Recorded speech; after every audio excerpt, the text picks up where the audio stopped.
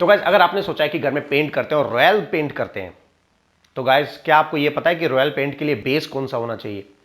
या royal paint आपने सोच तो लिया, बकेट तो खरीदा, क्योंकि एक रॉयल बाल्टी करीब 8,000 से लेकर 11,000 तक की रेंज है।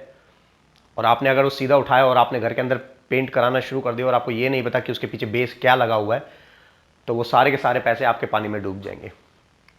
तो आज का टॉपिक यही है कि रॉयल, या अगर आप कोई हाई एंड बजट पेंट करा रहे हैं तो उसके लिए सबसे बेस्ट बेस कैसे बनाया जाता है, या क्या होता है, या कौन सा होता है। तो रॉयल पेंट कराने से पहले आपको ये चीज नोटिस करनी है, अगर मान लो आपका पुराना घर है, आपका खुद का बनाया हुआ घर है, तो आपको ये देखना है कि उसमें पीओपी पनिंग हो रखी है या नहीं हो रखी।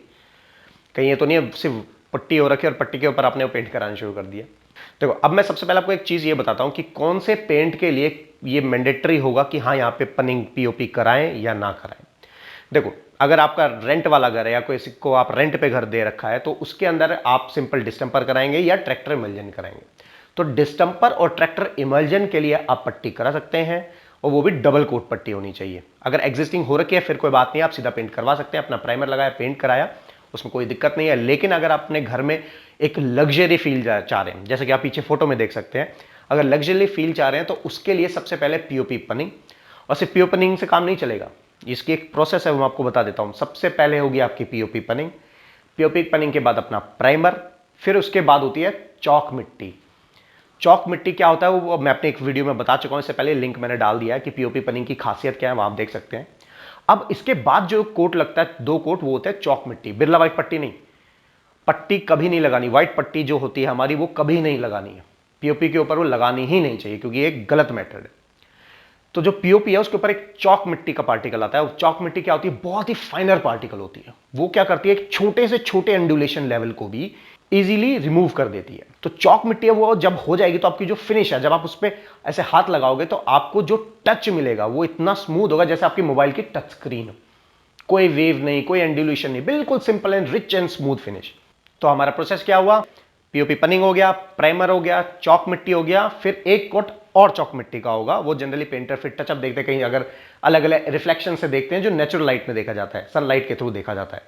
फिर उसको रिपेयर करेंगे। उसके बाद फर्स्ट कोट ऑफ पेंट होगा, प्राइमर के बाद फर्स्ट कोट ऑफ पेंट होगा रॉयल का। उसके बाद आपको सारी लाइट फिटिंग्स लगवा देनी है, और जो आपको लाइट फिटिंग लगानी है वो सब लगवा देनी है, क्योंकि उसके बाद मेन रिफ्लेक्शन निकल के आती है। एक कोट पेंट हो गया, अब लाइट जो होगी जहां जहां जिस जिस एंगल पे जितनी लाइट है, चाहे वो फैंसी लाइट हो, चाहे नॉर्मल ट्यूब लाइट्स हो, चाहे सीलिंग लाइट, वो लगवा दीजिए।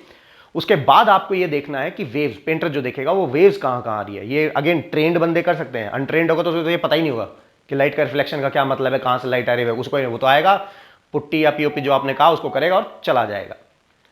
तो आपको ये क्या ध्यान देखना है कि आपकी लाइट सारी लग जाए फर्स्ट कोट ऑफ पेंट के बाद। उसके बाद दोबारा से चौक मिट्टी की फिलिंग होगी, रिपेयर होगा, तब जाके उसके बाद फाइनल आपकी लाइट्स को कवर करके पेंट कर दिया जाएगा।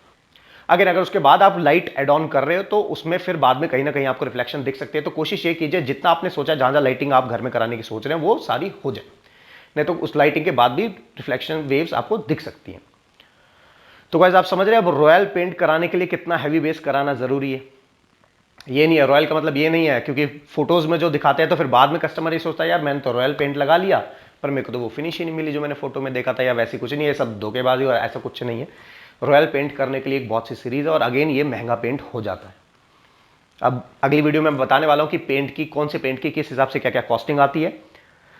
तो वीडियो को लाइक कीजिए, सब्सक्राइब कीजिए, शेयर कीजिए। Until then, have a good day.